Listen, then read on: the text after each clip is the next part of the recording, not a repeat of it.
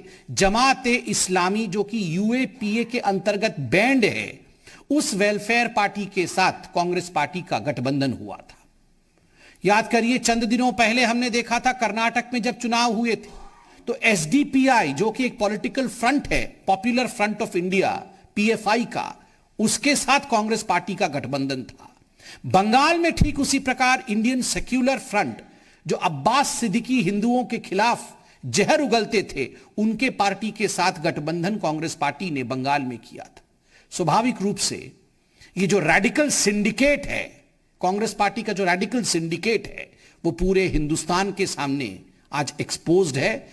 The radical syndicate which is in fact furthered by the Congress party stands exposed in front of India Today. और इसमें कोई Congress party अकेली नहीं, इसमें प्रतिस्पर्धा हो रहा है।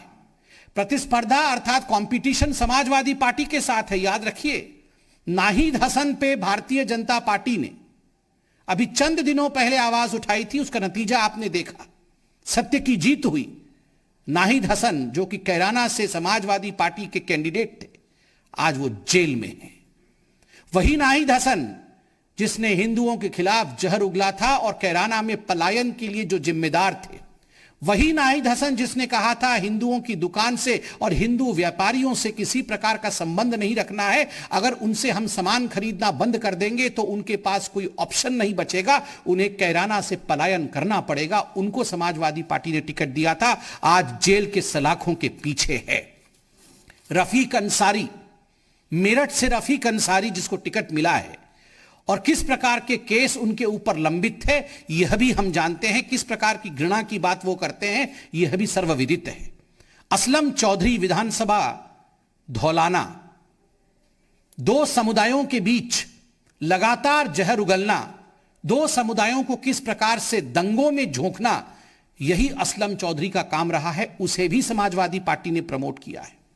साहिद मंजूर किठौर से, उनके खिलाफ भी क्या केस है आप अध्ययन कर सकते हैं। और मुहर्रम अली पप्पू, मुहर्रम अली उर्फ पप्पू, जिसको टिकट दिया गया है समाजवादी पार्टी द्वारा और जो सहारनपुर में गुरुद्वारा हिंसा का मास्टरमाइंड था, गुरुद्वारे में किस प्रकार उन्होंने हिंसा करवाई थी मुहर्रम अली ने, ये हम सब ने देखा था। तो चाहे कांग्रेस पार्टी का मौलाना तौकीर रजा खान हो या समाजवादी पार्टी का नाहिद हसन, उद्देश्य केवल एक है। ये जो रैडिकल सिंडिकेट है, इसका उद्देश्य है किस प्रकार से दंगे भड़काना, हिंदुओं को डराना, हिंदुओं को बांटना और केवल अपने परिवार की राजनीति को आगे बढ़ाना। इसके साथ मैं आपको याद यह भी दिलाना चाहूंगा, such is the level of hatred of these political parties that they don't even spare the prime minister of India. ये जो घृणा की राजनीति है, आज कुछ पॉलिटिकल पार्टीज जो घृणा की राजनीति को आगे बढ़ा रही हैं, उसमें इसका आलम इस कदर ऊपर जा चुका है कि कुछ पॉलिटिकल लोग प्रधानमंत्री नरेंद्र मोदी जी के खिलाफ भी जिस प्रकार के शब्दों का उच्चारण कर रहे हैं, प्रयोग कर रहे हैं, और जिस प्रकार का प्रयोग पंजाब में भी हुआ वो हमने देखा है।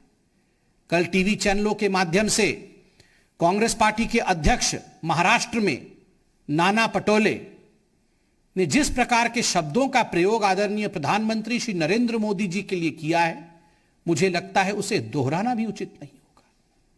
वो कहते हैं कि आवश्यकता पड़ने पर मैं मोदी को मार भी सकता हूं, मैं मोदी को गाली भी दे सकता हूं, मैं मोदी को मार भी सकता हूं, मैं मोदी को गाली भी दे सकता हूं।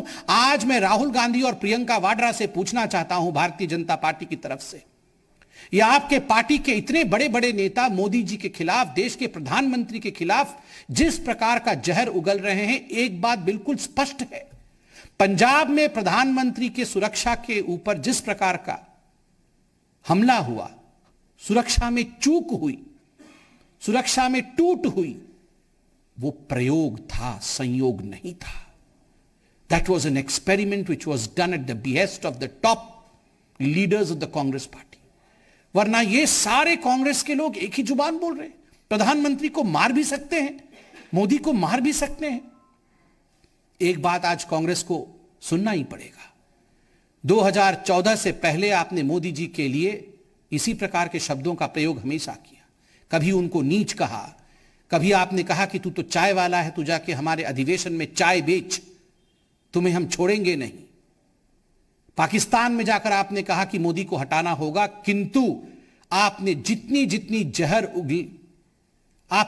भी जहर उगला मोदी जी के खिलाफ, उतना ही अमृत हिंदुस्तान की जनता ने अपने प्रधानमंत्री के ऊपर बरसाया है। इसलिए आप इस मुगालता में ना रहें। Please don't be in confusion that if you abuse the prime minister of India, the PM post stands condemned. No, you are condemning yourselves. इस प्रकार की भाषा और इस प्रकार के प्रचलन से आप खुद का ही हानि कर रहे हैं। बहुत बहुत धन्यवाद। कोई प्रश्न हो तो अवश्य पूछें। पवन भाई, प्रेस कॉन्फ्रेंस संबित पात्रा की आप देख रहे थे। बीजेपी प्रवक्ता संबित पात्रा हिंदू विरोधियों के साथ कांग्रेस और सपा ये आरोप लगा रहे थे प्रेस कॉन्फ्रेंस के माध्यम से विपक्षी पार्टियों पर, और हिंदुओं के खिलाफ घृणा फैलाई जा रही है। सीएम की तरह शपथ ले रहे थे लगभग। वहां कांग्रेस के अंदर भी सीएम पद को लेकर जिस प्रकार का सिर फुटवल हो रहा है, कल कांग्रेस ने चन्नी जी के नाम को आगे किया तो नवजोत सिंह सिद्धू कह रहे हैं कि मैं ही आगे हूं और जो हाईकमान है वो तो तय करेगी नहीं। तो स्वाभाविक है ये आपस की इनकी लड़ाइयां चल रही हैं।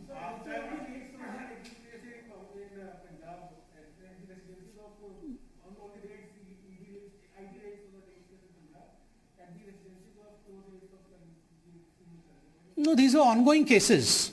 These were ongoing cases, and there were cases against 26 people which we gather from the media reports which were filed. The FIRs were filed by the Punjab government, and the Punjab government has asked action against these people. And remember, some of the tallest leaders of Punjab, like the Congress president himself, had called for action against them. So why cry foul today? Law will take its own course. These things should not be seen with a myopic vision of politics. जहां तक पंजाब में red इत्यादि का सवाल है, इन चीजों को राजनीतिक चश्मों से कभी देखना नहीं चाहिए।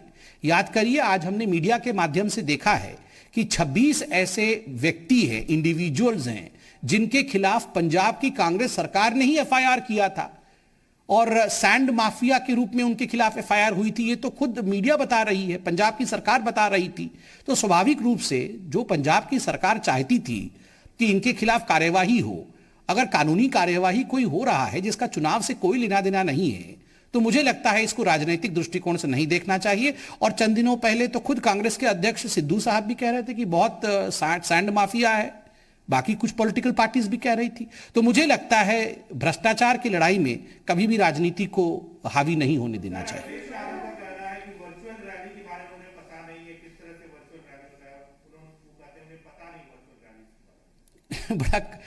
बड़ा हास्यास्पद है अगर आदरणीय अखिलेश जी कहते हैं कि उनको वर्चुअल रैली क्या होती है ये पता नहीं है। मुझे लगता है उत्तर प्रदेश में जो युवा हैं वो जानते हैं वर्चुअल रैली क्या होती है, उत्तर प्रदेश की जनता जानती है वर्चुअल रैली क्या होता है। इसलिए जो अपने आप को नेता के रूप में प्रोजेक्ट करते हैं, यदि वही कानून का माखोल उड़ाएं, वही इलेक्शन कमीशन के रूल्स को ना फॉलो करें और इस बात के पीछे छुपने का प्रयास करें कि मुझे पता ही नहीं था कानून क्या है, तो ये एक एक्सक्यूज नहीं हो सकता है। प्रणब भाई, मणिपुर में, क्योंकि आप मणिपुर का भी दायित्व देखते हैं, क्या इस बार अकेले पार्टी चुनाव लड़ रही है? एनपीपी ने कह दिया है कि हम अलग से अपना उम्मीदवार उतारेंगे, क्या उस पर कोई अभी बैठक में किसी तरह के फैसले? नहीं, इस पर कोई चर्चा हुई नहीं है। इस पर कोई भी चर्चा होगी तो अवश्य हम आपको बताएंगे।